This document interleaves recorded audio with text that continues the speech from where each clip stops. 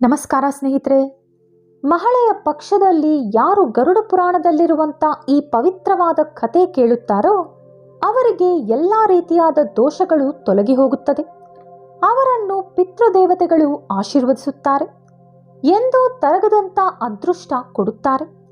ಮಹಳೆಯ ಪಕ್ಷಗಳಲ್ಲಿ ಅಮಾವಾಸ್ಯೆಯ ಒಳಗೆ ಈ ಕಥೆಯನ್ನು ಕೇಳಿದರು, ಇತರರಿಗೆ ಹೇಳಿದರು, ಓದಿದರು, ನಾವು ಮಾಡಿರುವಂಥ ಜನ್ಮ ಜನ್ಮಾಂತರಗಳ ಪಾಪ ಸುಟ್ಟು ಬೂದಿಯಾಗಿ ಕೋಟಿ ಜನ್ಮಗಳ ಮಹಾಪುಣ್ಯ ನಮ್ಮದಾಗುತ್ತದೆ. ಆ ಕಥೆ ಯಾವುದೆಂದು ಈಗ ನಾನು ವಿವರಿಸುತ್ತೇನೆ. ಅದರ ಜೊತೆ ಒಂದು ಅದ್ಭುತವಾದ ಸ್ತೋತ್ರವನ್ನು ಕೂಡ ಹೇಳಿಕೊಡುತ್ತೇನೆ.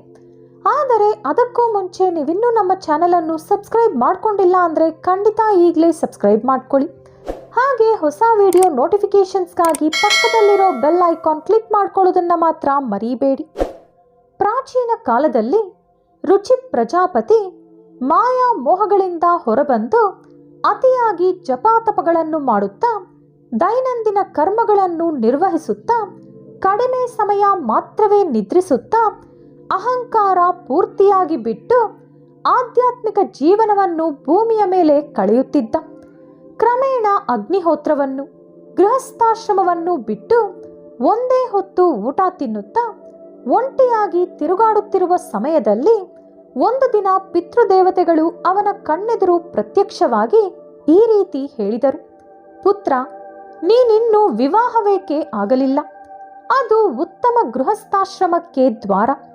ಅದೇ ಸ್ವರ್ಗ ಮೋಕ್ಷ ಪ್ರಾಪ್ತಿಗೆ ಮೂಲವೆಂದು ನಿನಗೆ ತಿಳಿಯದೆ ಒಬ್ಬ ಗೃಹಸ್ಥ ಮಾತ್ರವೇ ಸಮಸ್ತ ದೇವತೆಗಳು, ಪಿತೃಗಳು, ಋಷಿಗಳು, ಅತಿಥಿಗಳು, ಯಾತ್ರಿಕರನ್ನು ಊಟದ ಮುಖಾಂತರ, ಪೂಜೆ ಪುರಸ್ಕಾರಗಳ ಮುಖಾಂತರ ಸಂತೃಪ್ತಿಪಡಿಸಿ ಉತ್ತಮ ಲೋಕಗಳನ್ನು ತಲುಪಬಹುದು. ದೇವತೆಗಳನ್ನು ಸ್ವಾಹ ಮಂತ್ರದಿಂದ, ಪಿತೃಗಳನ್ನು ಸ್ವಾಧಾ ಮಂತ್ರದಿಂದ, ಅತಿಥಿಗಳು ಹಾಗೂ ಯಾತ್ರಿಕರನ್ನು ಅನ್ನದಾನದಿಂದ ಸಂತೃಪ್ತಿಪಡಿಸಬಲ್ಲ. ಆ ರೀತಿ ಯಾರು ಮಾಡುವುದಿಲ್ಲವೋ ಅವನು ಅವರ ಪಿತೃಗಳಿಗೆ ತೀರಿಸಬೇಕಾದಂಥ ಋಣ ಉಳಿದು ಹೋಗುತ್ತದೆ. ಅದೇ ರೀತಿ ನೀನು ಮನುಷ್ಯರು, ಅನ್ಯ ಜೀವಿಗಳು, ಋಷಿಗಳಿಗೂ ಕೂಡ ಋಣವಾಗಿರುತ್ತೀಯ. ಪುತ್ರೋತ್ಪತ್ತಿ, ದೇವರ ಪೂಜೆ, ಪಿತೃತರ್ಪಣ, ಕೊನೆ ದಶೆಯಲ್ಲಿ ಸನ್ಯಾಸಾಶ್ರಮ ಸ್ವರ್ಗಕ್ಕೆ ಮೂಲ. ಮೊದಲ ಮೆಟ್ಟಿಲನ್ನು ಕೂಡ ಹತ್ತದಿರುವಂಥ ಬದುಕೇಕೆ? ಪುತ್ರ, ಈ ರೀತಿ ನೀನು ನಡೆದುಕೊಳ್ಳುವುದರಿಂದ ನಿನಗೆ ಉಳಿಯುವುದು ಬರೀ ಕಷ್ಟ ಮಾತ್ರ. ನೀನು ಮೃತಪಟ್ಟ ನಂತರ ನರಕಕ್ಕೆ ಹೋಗುತ್ತೀಯ. ಮುಂದಿನ ಜನ್ಮದಲ್ಲೂ ಕೂಡ ಕಷ್ಟಗಳನ್ನೇ ಅನುಭವಿಸಬೇಕಾಗುತ್ತೆ ಎಂದರು ಪಿತೃದೇವತೆಗಳು. ಅದಕ್ಕೆ ರುಚಿ ವಿನಯದಿಂದ, ಓ ಪಿತೃದೇವತೆಗಳೇ, ಮಹಾನುಭಾವರೇ, ಮನುಷ್ಯನ ಜೀವನದಲ್ಲಿ ಯಾವುದಾದರೂ ಸಂಬಂಧ ಮೋಹಾಂಧಕಾರಗಳನ್ನು ಬೆಳೆಸಿಕೊಂಡರೆ ನಮಗೆ ದುಃಖ, ಪಾಪ, ಕೊರಗನ್ನು ಉಂಟು ಮಾಡುತ್ತದೆಂದು ಯಾರು ಬಂಧಗಳನ್ನು ಬಿಡುತ್ತಾನೋ ಅವನೇ ಉತ್ತಮನೆಂದು ಕೇಳ್ಪಟ್ಟಿದ್ದೇನೆ. ಆದ್ದರಿಂದಲೇ ಅನರ್ಥಗಳಿಗೆ ಮೊದಲ ಮೆಟ್ಟಿಲಾದ ಸ್ತ್ರೀ ವ್ಯಾಮೋಹ ಬೇಡ ಅಂದುಕೊಂಡೆ. ಕ್ಷಣಗಳಲ್ಲೇ ಎಲ್ಲ ಪುಣ್ಯಗಳನ್ನು ನಾಶಪಡಿಸುವಂಥ ಶಕ್ತಿ ಆ ಶಕ್ತಿಗೆ ಮಾತ್ರವಿದೆ. ಆದ್ದರಿಂದಲೇ ನಾನು ಸ್ತ್ರೀ ಬಗ್ಗೆ ಆಸಕ್ತಿ ತೋರಿಸಲಿಲ್ಲ. ಯಾರು ಆತ್ಮವನ್ನು ನಿರ್ಮಲವಾಗಿಟ್ಟುಕೊಳ್ಳುತ್ತಾರೋ ಅವರೇ ನನ್ನ ದೃಷ್ಟಿಯಲ್ಲಿ ಉತ್ತಮನು, ಶ್ರೇಷ್ಠವಾದವನು. ವಿದ್ವಾಂಸಕರು ಎಷ್ಟೋ ಜನರು ಅನೇಕ ರೀತಿಯಲ್ಲಿ ಸಂಸಾರ ಎಂಬ ಕರ್ಮವನ್ನು ಸ್ವೀಕರಿಸಿ ಅದು ಯಾವ ರೀತಿ ಮನುಷ್ಯನನ್ನು ಪಾಪಾತ್ಮನಾಗಿಸುತ್ತದೆ ಎಂದು ವಿವರಿಸಿದ್ದಾರೆ.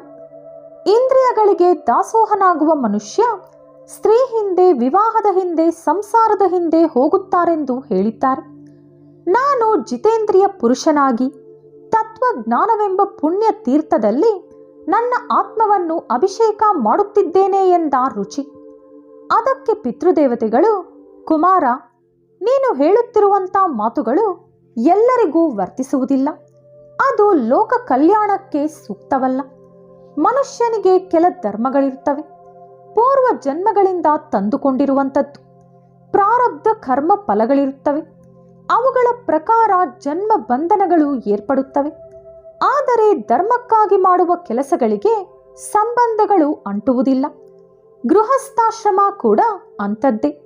ಪ್ರಾರಬ್ಧ, ಪಾಪ, ಪುಣ್ಯಗಳು ಸುಖ, ದುಃಖ, ಭೋಗಗಳಿಂದ ಕಳೆದು ಹೋಗುತ್ತದೆ. ನೀನು ಹೇಳಿದಂಥ ಮಾತುಗಳು ಆ ಸುಖ, ದುಃಖ, ಭೋಗಗಳಿಂದ ಹೊರಟು ಹೋಗುತ್ತದೆ. ಇದರ ಮೂಲಕ ಕರ್ಮ ಬಂಧಗಳಿಂದ ರಕ್ಷಣೆ ಕೂಡ ಪಡೆದುಕೊಳ್ಳಬಹುದು. ನಿನ್ನ ಬುದ್ಧಿವಂತಿಕೆಯಿಂದ ಸಂಸಾರ ಬಂಧನದೊಳಗಿದ್ದರೂ ಕೂಡ ನಿನ್ನ ಆತ್ಮವನ್ನು ಕಾಪಾಡಿಕೊಳ್ಳಬಹುದೆಂದು ಹೇಳಿದರು. ಅದಕ್ಕೆ ರುಚಿ, ಹೇ ಪಿತೃದೇವತೆಯರೇ, ಕರ್ಮ ಮಾರ್ಗಗಳಿಂದ ಅವಿದ್ಯಾವಂತಿಕೆ ಹಾಗೂ ಮಾಯೆ ಬಲಪಡುತ್ತದೆ ಎಂದು ವೇದಗಳಲ್ಲಿ ಹೇಳಿದ್ದಾರೆ. ಹಾಗಿರುವಾಗ ನೀವೆಲ್ಲರೂ ಏತಕ್ಕಾಗಿ ನನ್ನನ್ನು ಆ ಮಾರ್ಗದಲ್ಲಿ ನಡೆಯುವಂತೆ ಬಲವಂತಪಡಿಸುತ್ತಿದ್ದೀರಿ ಎಂದು ಕೇಳಿದ. ಅದಕ್ಕೆ ಪಿತೃದೇವತೆಗಳು, ಕುಮಾರ, ಕರ್ಮ ಮಾರ್ಗದಿಂದ ಅವಿದ್ಯಾವಂತಿಕೆ ಹೆಚ್ಚಾಗುತ್ತದೆ ಎಂಬ ಮಾತು ಸುಳ್ಳಲ್ಲ. ಆದರೆ ವಿದ್ಯಾವಂತನಾಗುವುದು ಕೂಡ ಒಂದು ಕರ್ಮವೇ ತಾನೆ. ಮಾಯೆಯನ್ನು, ಅವಿದ್ಯೆಯನ್ನು ಯಾವ ರೀತಿ ನಿಯಂತ್ರಿಸಬೇಕು ಎಂಬ ವಿದ್ಯೆ ಕೂಡ ಸಂಸಾರದಲ್ಲಿ ಒಂದು ಭಾಗವೇ ತಾನೆ. ವಿದ್ವಾಂಸರು, ಪಂಡಿತರು ಯಾವಾಗಲೂ ಕೂಡ ಶಾಸ್ತ್ರಗಳಲ್ಲಿ ಒಂದು ಭಾಗವಾದ ವಿವಾಹವನ್ನು ಉಲ್ಲಂಘಿಸುವುದಿಲ್ಲ. ಅವರಿಗೆ ಅದರ ಮುಖಾಂತರವೇ ಮೋಕ್ಷ ಪ್ರಾಪ್ತಿಯಾಗುತ್ತದೆ. ಯಾರ ಕರ್ಮಗಳನ್ನು ಅವರೇ ಪೂರ್ಣಗೊಳಿಸಬೇಕು. ಆ ರೀತಿ ಮಾಡದವರು ಅವನತಿ ಹೊಂದುತ್ತಾರೆ. ಆದರೂ ವಿವಾಹವೆಂದರೆ ನೀನು ಒಂದು ಸ್ತ್ರೀಯನ್ನು ಪೋಷಿಸಿ, ರಕ್ಷಿಸಿ, ಆಕೆಯನ್ನು ಉದ್ಧಾರಗೊಳಿಸಿ ನೀನು ಕೂಡ ಉದ್ಧಾರವಾಗುತ್ತಿರುವೆ ತಾನೆ.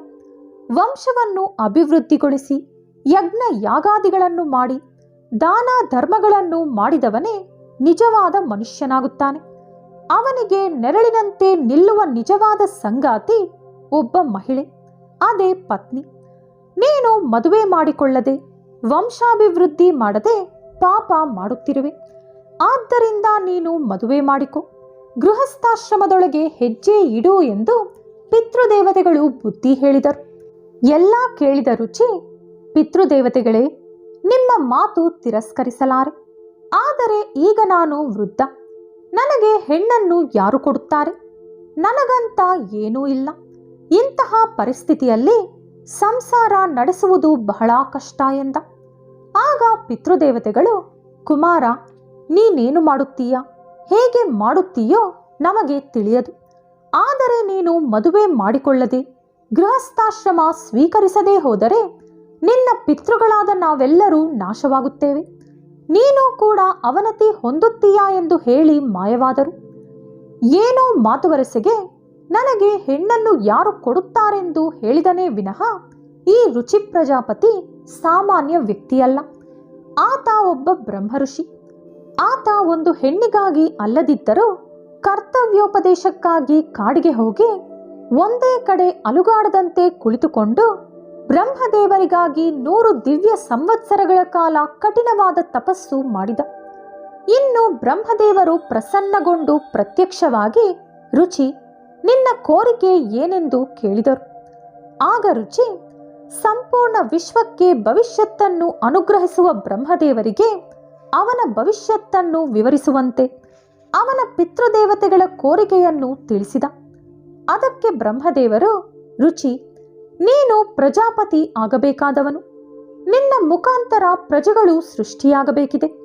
ಪ್ರಜೋತ್ಪತ್ತಿಯನ್ನು ಗಮನದಲ್ಲಿಟ್ಟುಕೊಂಡು ನಿನ್ನ ಪಿತೃಗಳಿಗೆ ಶ್ರಾದ್ದ ಪಿಂಡ ದಾನಗಳನ್ನು ಮಾಡಿ ಅವರ ಕೋರಿಕೆಯನ್ನು ತೀರಿಸುತ್ತೀಯ. ಅದಕ್ಕಾಗಿ ನೀನು ಒಂದು ಸ್ತ್ರೀಯನ್ನು ವಿವಾಹವಾಗಬೇಕು. ನೀನು ನಿನ್ನ ಪಿತೃಗಳನ್ನೇ ಪ್ರಾರ್ಥಿಸು. ಅವರೇ ನಿನ್ನೆಲ್ಲ ಕೋರಿಕೆಗಳನ್ನು ನೆರವೇರಿಸುತ್ತಾರೆ. ಅವರಿಗೆ ಸಾಧ್ಯವಾಗದಿರುವುದು ಯಾವುದೂ ಇಲ್ಲ. ಅವರನ್ನು ಪೂಜಿಸಿದರೆ ಪಿತೃಗಳು ಸಂತೃಪ್ತಿಗೊಂಡು ಸ್ತ್ರೀ, ಪುರುಷ, ಭೂಮಿ ಅಂತಲ್ಲದೆ ಏನನ್ನ ಬೇಕಾದರೂ ಅನುಗ್ರಹಿಸುತ್ತಾರೆ ಎಂದು ಹೇಳಿ ಮಾಯವಾದರು. ಆಗ ರುಚಿ ಅಲ್ಲಿಂದ ನದಿ ದಡದಲ್ಲಿನ ಒಂದು ಏಕಾಂತವಾದ ಪ್ರದೇಶಕ್ಕೋಗಿ ಮೊದಲು ಅವರ ಪಿತೃಗಳಿಗೆ ತರ್ಪಣ ಬಿಟ್ಟು ಅವರನ್ನು ಸಂತೃಪ್ತಿಪಡಿಸಿದ. ಅದರ ನಂತರ ಏಕಾಗ್ರತೆಯಿಂದ ಭಕ್ತಿಪೂರ್ವಕವಾಗಿ ಅವರನ್ನು ಆರಾಧಿಸಿದ.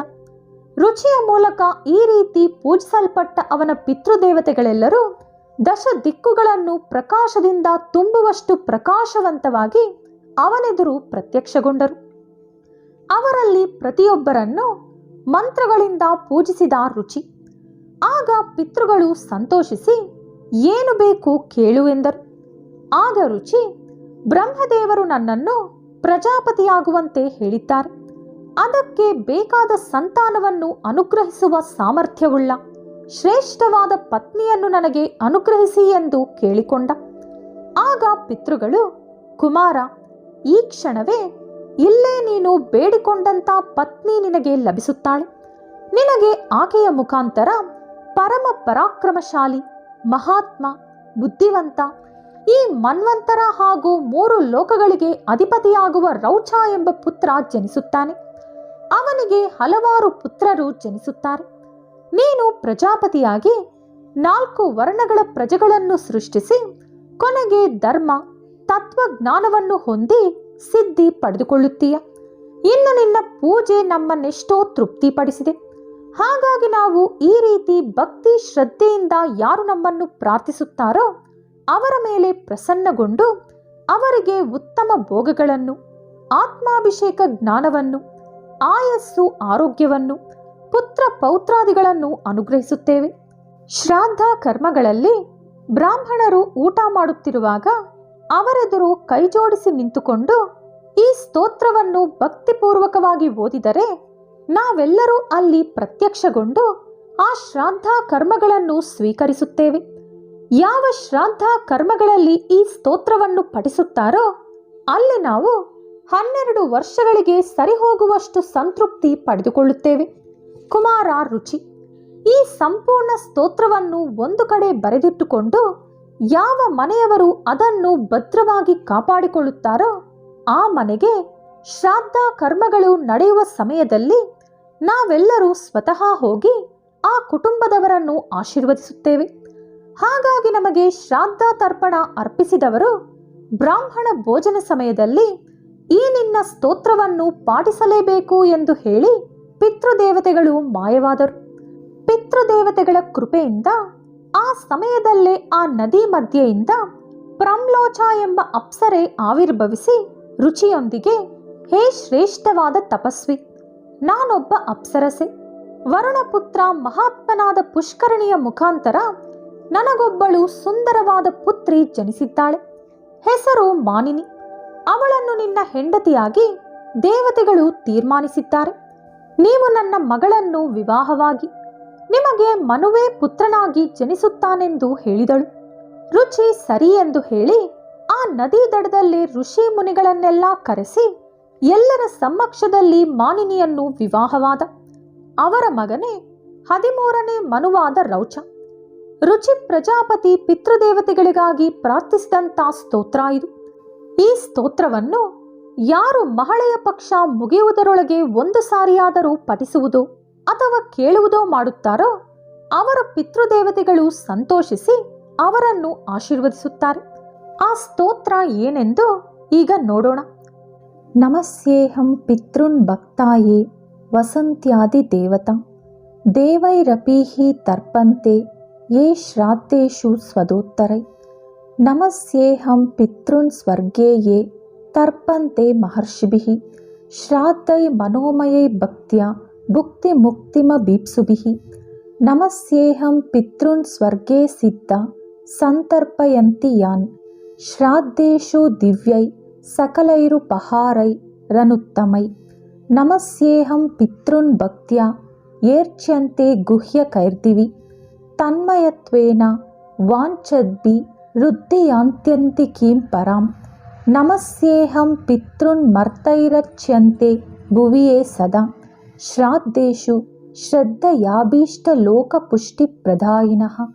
ನಮಸ್ಯೇಹಂ ಪಿತೃನ್ ವಿಪ್ರೈರಚ್ಯಂತೆ ಭುವಿಯೇ ಸದಾ ವಾಂಛಿತಾಭೀಷ್ಟಲಾಭಾಯ ಪ್ರಜಾಪತ್ಯಪ್ರದಾಯಿನಃ.